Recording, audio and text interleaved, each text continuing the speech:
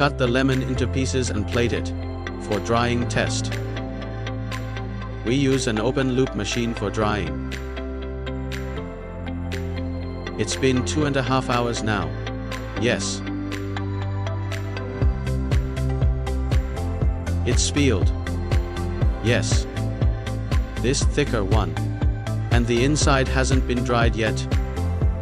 The thin one has been dried. It's been 5 hours now.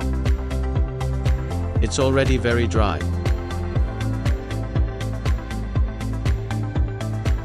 It's very dry. This large piece is also dry.